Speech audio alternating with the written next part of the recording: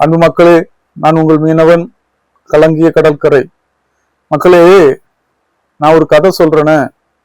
முன்னாடி ஒரு 75, 80, 85 பிறந்த மக்களுக்கு எல்லாம் ஓரளவுல தெரியும்.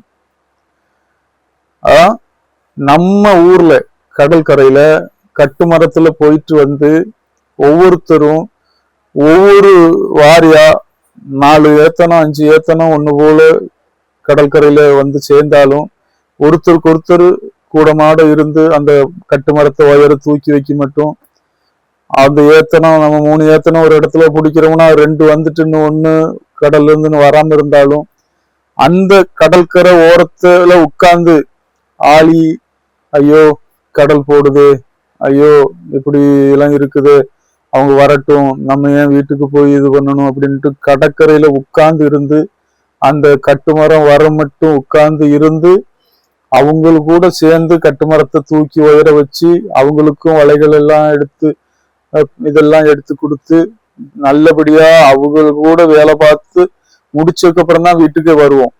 ஆனா இப்போ இருக்கிற காலகட்டத்துக்கு எல்லாம் நவீன காலங்கள்லாம் மாறிடுச்சு. நான் இருந்தாலும் இல்லை, நான் அது சொல்ல வரல.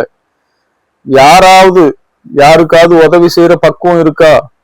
அந்த காலத்தையும் இந்த காலத்தையும் ஈக்குவல் பண்ணி பார்க்கச்சல நான் என்ன வாழ்க்கை வாழ்றோங்கிறது யாருக்காவது ஒரு சின்ன உறுத்தல் இருக்கா சொல்லுங்க.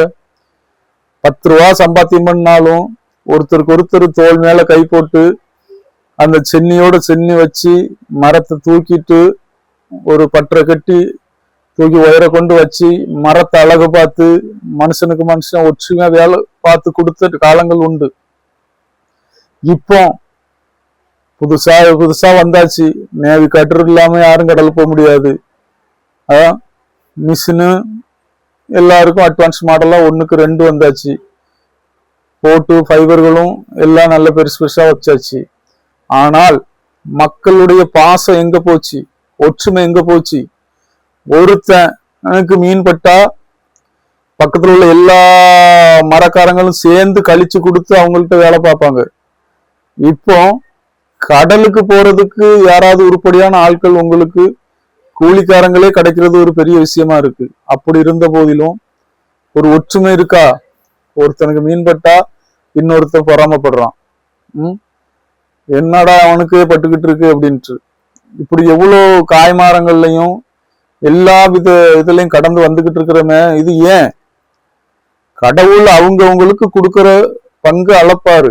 இன்னைக்கு அவனுக்கு பட்டுச்சுன்னா நாளைக்கு எனக்கு படுங்கிற ஒரு நம்பிக்கை, ஒரு மனசுல ஒரு தெம்பு ஏன் இல்லை நமக்கு? அதுக்கும் ஒரு என்னடா நம்மளாண்டவன் இப்படி வச்சிருக்கானே. ஏன் உனக்கு 10,000 வைக்கச்சுல அவன் ஏசி உனக்கு இப்படி இருக்கும்? ஏன் அப்படி ஒருத்தருக்கு ஒருத்தர் பொறாமப்படுறீங்க? தயவு செய்து அந்த மாதிரி வாழ்க்கைய, நம்ம கடந்து வந்த வாழ்க்கைய பிள்ளைங்களுக்கு சொல்லி கொடுங்க. இனி தொடர்ந்து என் வீடியோல எல்லாத்துலயும் நம் மக்களுடைய ஒற்றுமைக்காகவே நான் பேசுவேன், நிறைய பேசுவேன். பழைய கதைகளையும் இப்போ நடக்கிற விஷயங்களையும் ஈக்குவல் பண்ணி பாருங்க.